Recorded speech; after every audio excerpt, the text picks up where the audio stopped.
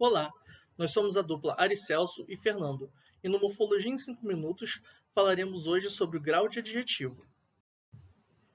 Para começar, o que é grau? Segundo Barreto citando Flores, a concepção de grau está intimamente vinculada à escalaridade, tal como os degraus a uma escada. Assim, o grau tem a ver com tudo que pode ser escalonado em diferentes níveis ou estados. O que tanto Barreto quanto Flores estão nos dizendo é que o grau serve para nos dar essa noção de proporção em que o substantivo ou um adjetivo se encontram.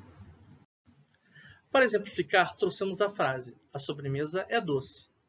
Note que o adjetivo e o substantivo estão apenas colocados aqui sem uma noção de proporção. Nós sabemos que a sobremesa é doce, mas não sabemos o quanto ela está sendo doce ou não. Por isso, quando adicionamos o advérbio muito e pouco, toda essa noção vem à tona. A sobremesa é muito doce, ou a sobremesa é pouco doce. E qual a diferença de grau entre substantivo e adjetivo?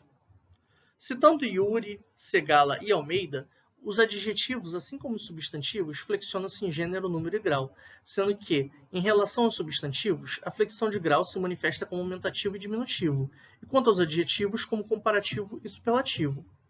Nesse vídeo, nós iremos explorar as características que definem o grau dentro do adjetivo, mas é importante que tenhamos essa divisão sobre como o grau funciona para substantivo e adjetivo bem claras em nossa mente. O grau comparativo, para começarmos, diz a respeito a uma comparação que é feita entre um sujeito-objeto a outro sujeito-objeto similar. Esse grau é dividido em 3 níveis. Nós temos o grau de igualdade, que exprime a qualidade de forma igualitária ao sujeito-objeto comparado, o grau de superioridade, que representa uma porção maior em relação ao sujeito-objeto comparado, e a inferioridade, que é a porção menor em relação ao sujeito-objeto comparado.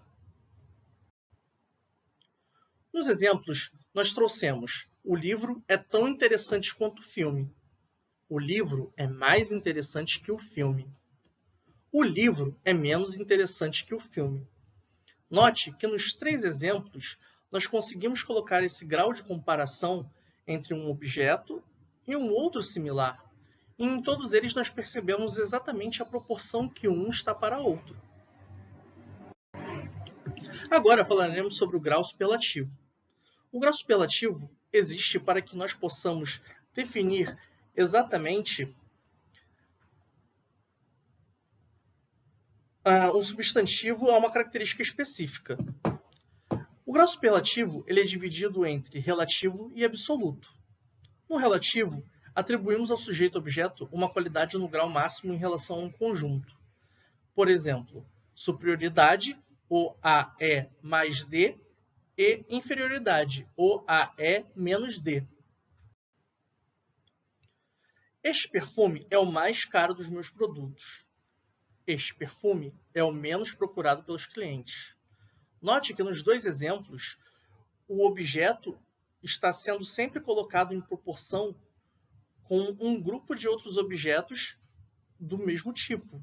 No entanto, este objeto ele está sendo colocado em condições especiais que o definem como diferente do restante do grupo. E no caso de grau superlativo absoluto, nós modificamos o sujeito-objeto expresso pelo substantivo sem fazer referências similares.